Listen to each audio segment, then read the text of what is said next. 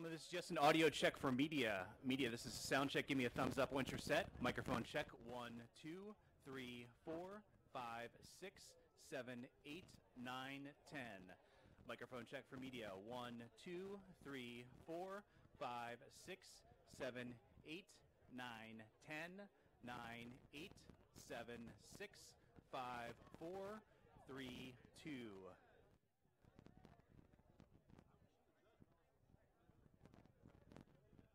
Microphone check. 1, 2, 3, 4, 5, 6, 7, 8, 9, 10, 10, 9, 8, 7, 6, 5. Thank you, ladies and gentlemen. Program should begin in just a few minutes.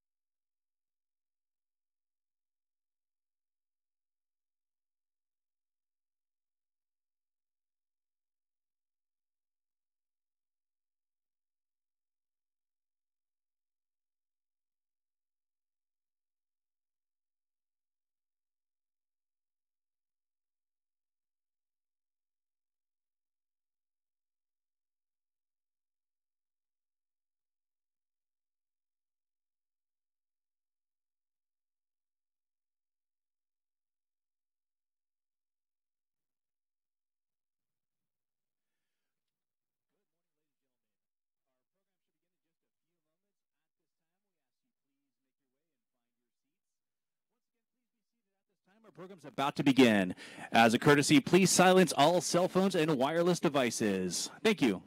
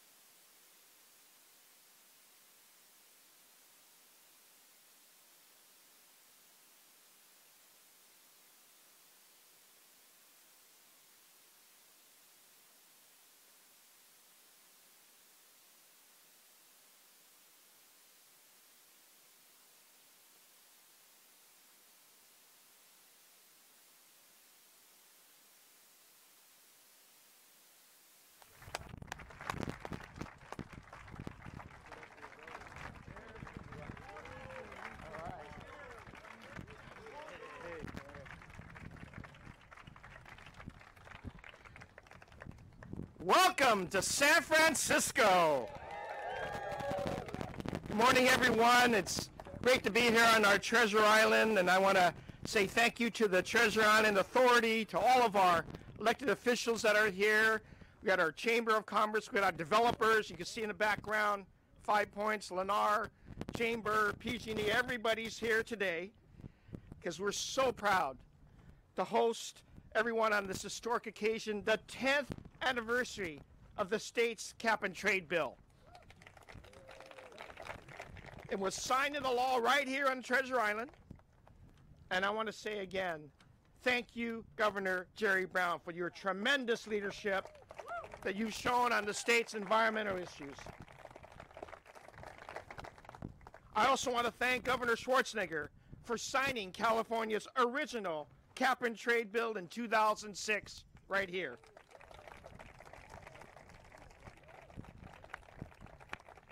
And of course, our State Senate President Pro Tem, Kevin De Leon, thank you for your leadership, all this whole process.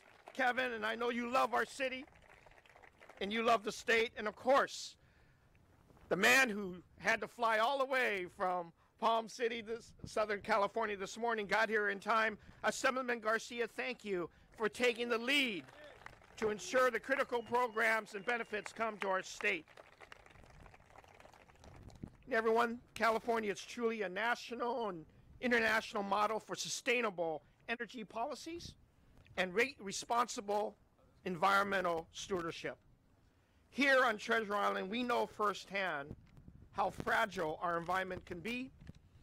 And as an island that sits on a landfill, Governor, it is particularly prone to the dangers of sea level rise brought on by global warming and climate change.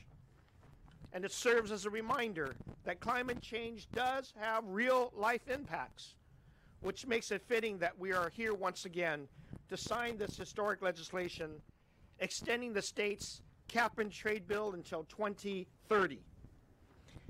There are other reasons why it's so appropriate for Treasure Island to be the host for today's event.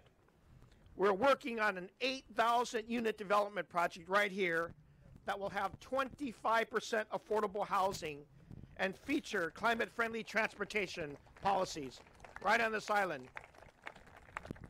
Those are the very type of programs that will be funded by revenue generated from the state's cap and trade program. And each household will be awarded transit passes. Pedestrian and bike travel will be prioritized, creating a sustainable transportation network on this island. And we'll be building our development project to be seismically sound and raising it several feet to account for sea level rise. We're extremely excited by the future of Treasure Island because we know that a strong economy and responsible environmental policies are not mutually exclusive outcomes. Since 1990, San Francisco has reduced greenhouse gas emissions by 28%, even while our city's population has increased by 19% and our economy is increased by nearly 80%.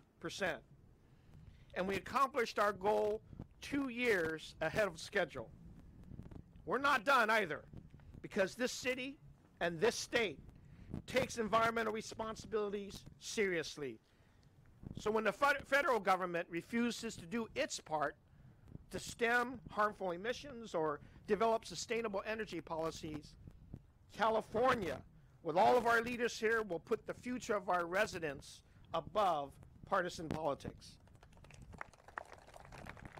And again, I want to thank Governor Brown, Governor Schwarzenegger, President Pro Tem De Leon, and Assembly Garcia for being here today in this historic signing. San Francisco cities across California stand united with you in this fight. It is my distinct pleasure to welcome to this podium the leader that has been really guiding this effort on the Assembly side, and that's, of course, Assemblyman Eduardo Garcia. Thank you, Assemblyman. Thank you, Mayor. The Mayor reminds me that this is Treasure Island, not Fantasy Island. So let me begin by thanking the Mayor for his hospitality here in the beautiful city of San Francisco. It is great to share the stage with former Governor Arnold Schwarzenegger and, of course, our own Governor, Jerry Brown, President Pro Tem De Leon. Thank you for your leadership and the opportunity to work with you all. But before I get into my comments, I would like to acknowledge my colleagues from the California State Assembly who are here with us, and I'll ask if they'll please rise and help me thank them for their work on this very historic and important piece of legislation, particularly three individuals who are here, Ms. Aguiar Curry, Ms. Autumn Burke, and Mr. Tim Grayson, who were extremely important in working collaboratively for us to get to this point. Look, I flew in from Palm Springs, California, a place that is a little warmer than it is here today, but it's a reminder of the significance of the policy that we're working on. It's 120 degrees out where we're coming from. And although there is a body of water, not much different than the one that stands behind us, there's a very different, unique situation happening out there. The Salton Sea continues to shrink.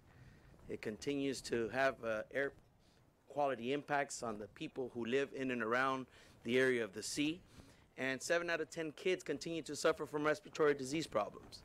But we also see a unique opportunity in the green energy economy, and through our climate change policies, continuing to take a different turn for greater opportunities in that region. And so that's what brings me to this forefront of the issue of climate change and ensuring that air quality is at the center of our climate change policies here in California. Last year, in Los Angeles, when signing SB 32 and AB 197, I talked about the governor's commitment and a turning point for climate change policies to be inclusive, equitable, and bringing everyone along in California. And I think that the package of legislation that was approved this year is reflective of that. And I think that's why it received the bipartisan support that it did. Now, I'll take a couple of talking points from our Republican leader, Chad Mayes. He said we were able to reduce taxes. We were able to do away with redundant regulation, and we were able to keep in mind the importance of our economy without jeopardizing the integrity of our environmental policies in California. That was the outcome of this bipartisan effort. It's great to be here. It's an honor to be able to share the space. And again, I want to acknowledge the work of my colleagues in the State Assembly for their hard work in helping us get to this point. With that, I have the honor of introducing, one of the buffest governors that California has ever seen, one of the funniest actors that California has ever seen, and also an immigrant who believes in climate change and who believes in inclusive policies for all Californians.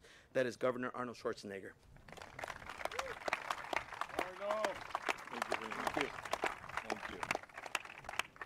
Well, thank you very much for this nice introduction.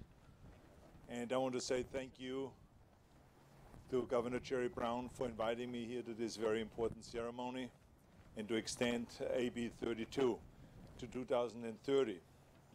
This is the day, a wonderful sunny day, but I think that it's not only the sun that is shining.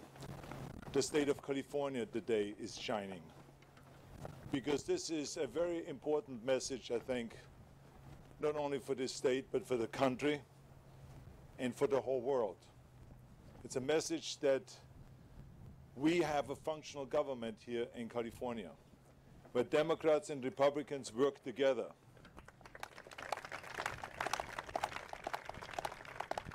And I think this is a very important message for Washington, where both of the parties cannot work together. So I hope they learn something from this, because all great things happen when both parties work together and when the governor is there and has the talent. And I just want to say this would not have happened without Governor Jerry Brown, because he is a skilled politician. He is a great leader. He's a man that is determined, that has great vision. He's a man that was able to bring both of the parties together, and he was able to be inclusive and to make everyone be part of this whole thing. And this is how it happened. So I want to say congratulations, Governor, for your great, great leadership and what you have accomplished here.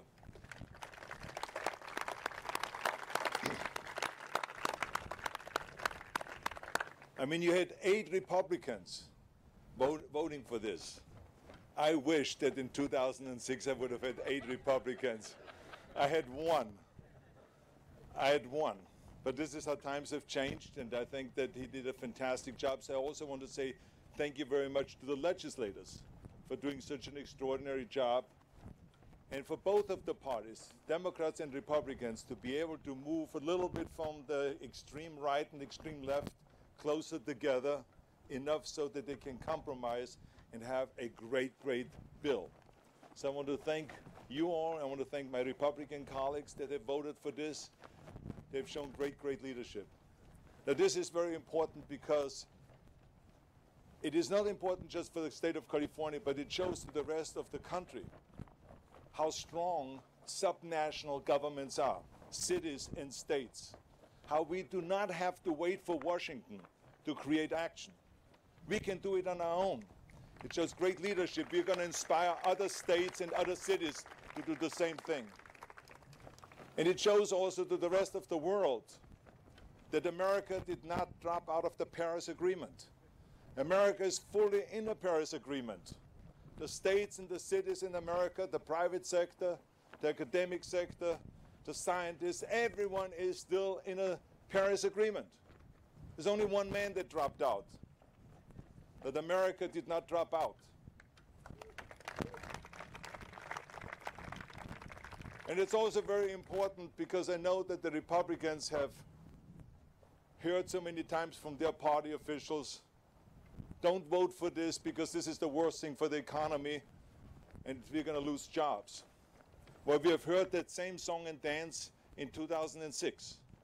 But since then we have proven that when AB 32 kicked in 2012, between 2012 and 2016, we have created 17% of the jobs in the United States, even though California only represents 12% of the United States.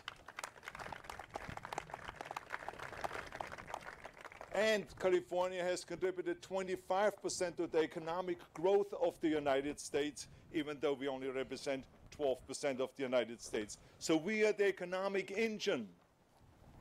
Isn't it interesting that we are number one in our economic growth? We are the 6th largest economy in the world. We're creating jobs every day. Don't those conservative Republicans get the message? And can't they just think about it for a second and say, maybe we should stop lying to the people. Stop lying to the people. Stop it. So, ladies and gentlemen, I am so proud of California. I am so proud the way the political system here works and how well everyone is working together.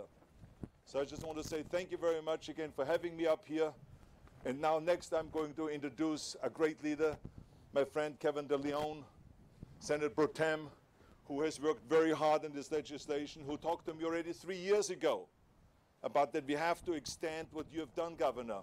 Yours goes to 2020. By 2020, we will have the reduction of 25% of greenhouse gases. We would have accomplished all our goals through cap and trade.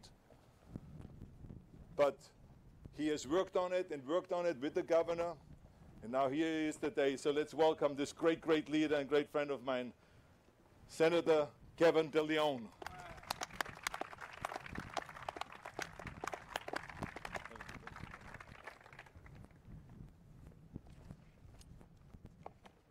Thank you so very much for being here today on this very historic occasion.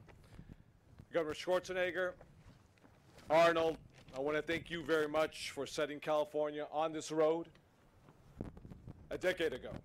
It was through your leadership and our good mutual friend, then Speaker Fabian Nunez, who sent a message throughout the world that California, in fact, will lead. So I want to thank you very much from the bottom of my heart for your incredible leadership. Let's get up for Arnold Schwarzenegger, Governor Arnold Schwarzenegger.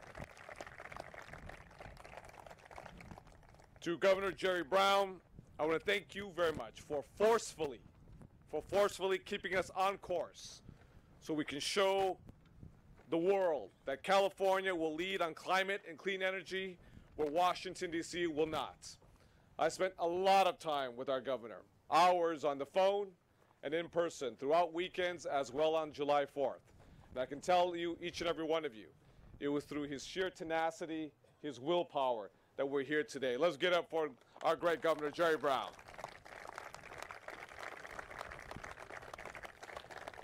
Want to recognize my very good friend, Eduardo Garcia, for this incredible leadership. Let's get up for Eduardo Garcia. Our great mayor of San Francisco, Eduardo Lee. Let's get up for Edward Lee.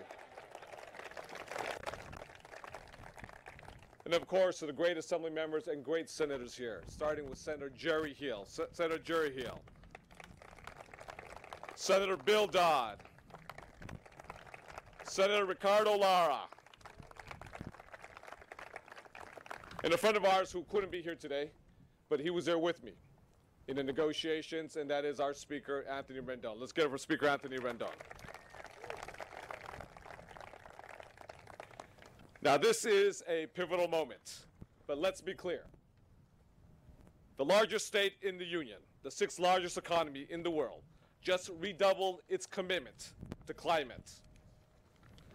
The extension of our climate targets in SB 32 and of cap and trade today in AB 398, along with the markers we set with Senate Bill 350 and the ones we will set with Senate Bill 100 to accelerate our clean energy generation.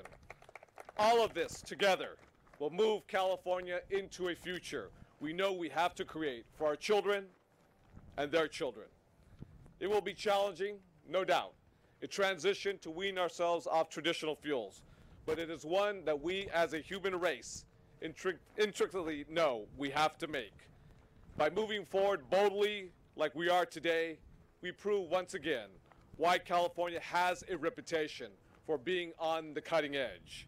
We stand in the middle of the San Francisco Bay, a city known throughout the world as a cradle for innovation. And today we are saying that California plans to keep it that way. We will be a global capital for innovation in technology and clean energy. We will remain a state that believes in science and believes that climate change is real. We see it as a challenge as we transform this into a real economic opportunity. We have spurred new industries, created real jobs for the middle class, and most importantly, cleaned up the air we breathe in cities across the state. And we are, my friends, moving forward. Californians overwhelmingly support our efforts to tackle climate change. They know now it's an urgent threat. They want us to continue to lead. And our state's leaders recognizes the responsibility to the people it represents. Democrats and Republicans know we have to work together to get big things done for the people that elected us. We negotiate, we legislate, we govern like adults across party lines and move a real agenda together that will advance this great golden state of ours. It is truly unfortunate our colleagues in Washington, D.C. can't seem to figure out how to do the same for our country. In fact, today, it is pure recklessness on display in our nation's capital. But as the New York Times said yesterday, California is ready to take the lead until there's more responsible adults in the White House.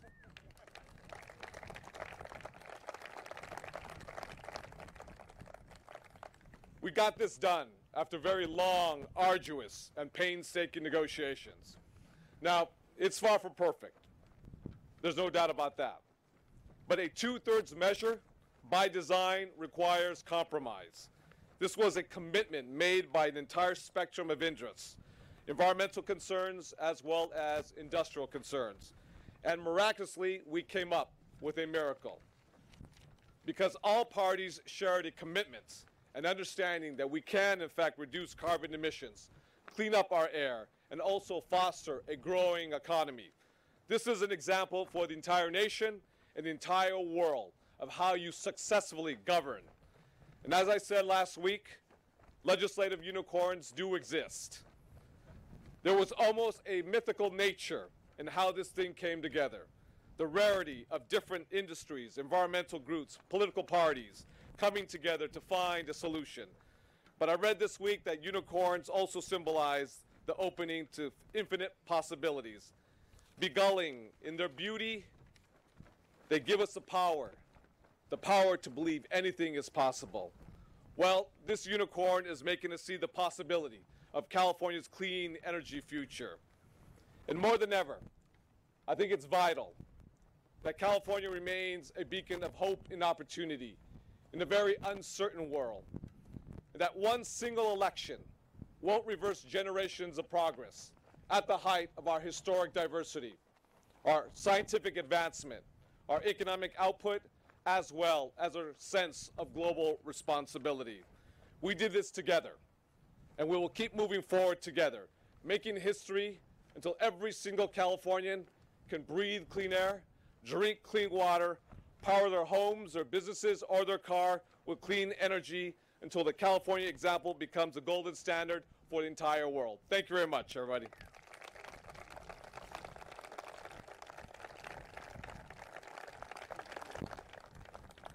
Now it's my pleasure to bring a force of nature, because he was the one individual who kept us on the straight and narrow as we negotiated a very complex plan. He's an inspiration for many governors throughout the country. In fact, I would say, quite frankly, he's inspiration for the current occupant of the White House today, of how to govern, how do you measure and quantify progress, how you get things done. Ladies and gentlemen, let's bring up to the stage our governor, the governor of the great state of California, Governor Jerry Brown.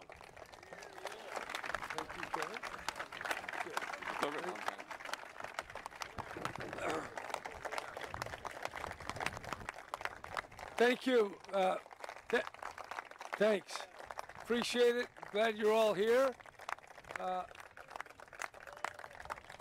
This is a very significant event. I want to thank the people behind me, Governor Schwarzenegger, Mayor Lee, Edward Garcia, Kevin DeLeon, who did a hell of a job in getting this bill passed. But let me just say about how the bill got here, because a few weeks ago it did not look like it could happen. But it did happen. And that is it's a little bit mystery. It's a lot of factors. Yes, it's leaders in the Assembly and the Senate.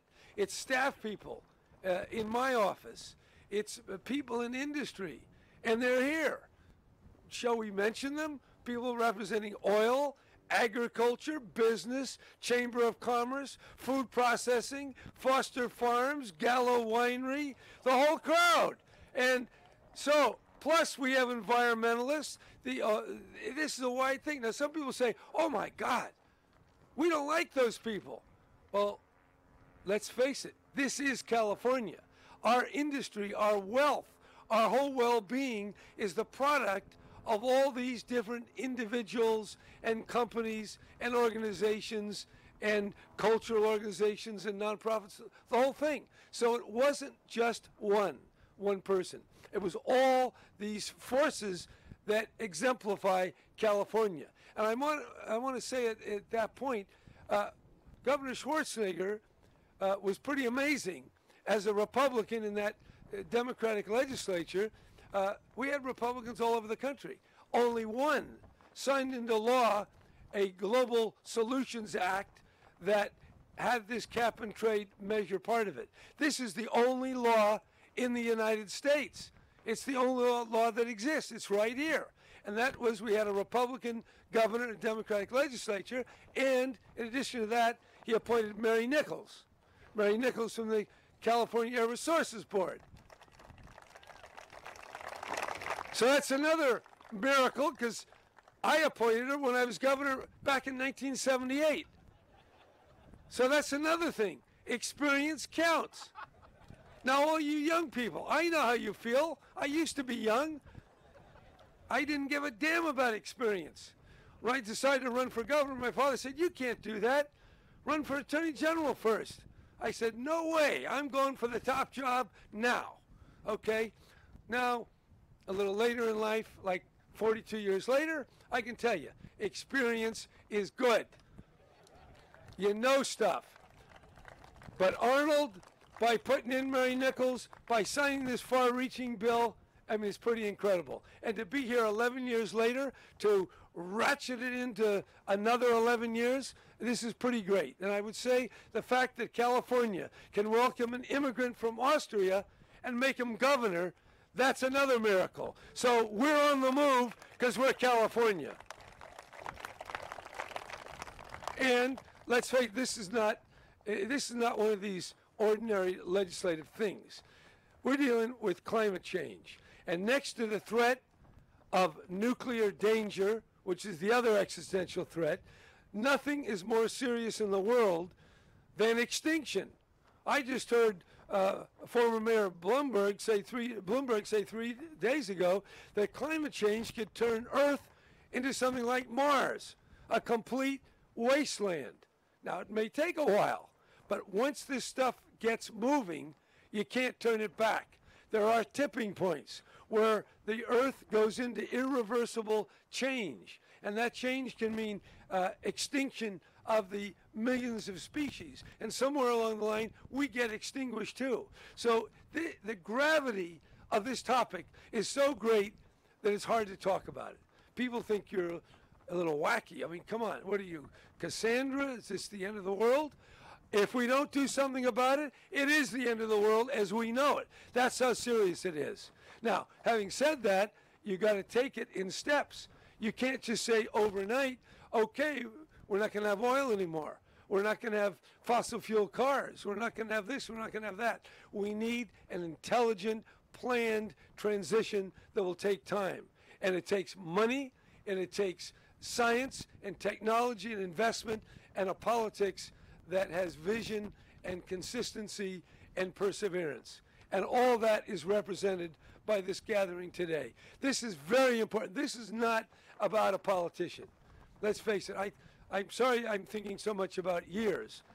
11 years from now, 11 years, when this thing expires in 2030, I don't want to tell you how old I'll be, but I'll be in my 90s, if I'm around, which who knows. So this is not about me. It's not about Arnold. It's not about these younger legislators over here. It's about the world. And California is leading that world in dealing with a principal existential threat that humanity faces. I mean, what could be a more glorious undertaking than the one that we're now embarked upon, and even in the second stage? So yes, California, we're on the move. We got plenty of warts, plenty of problems, plenty of poverty, crime, craziness, all the rest.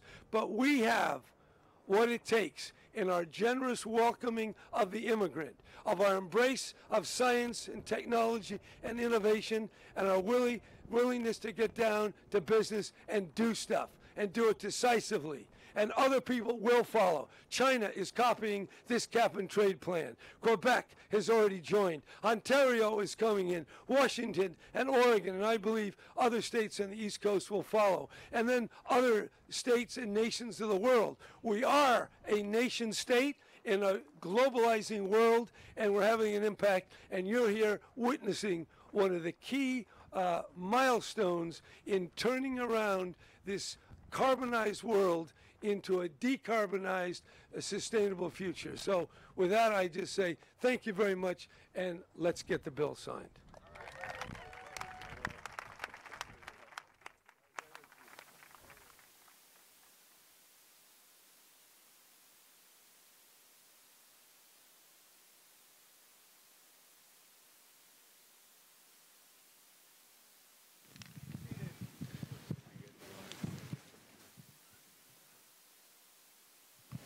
Ladies and gentlemen, please remain seated during the bill signing process. Thank you.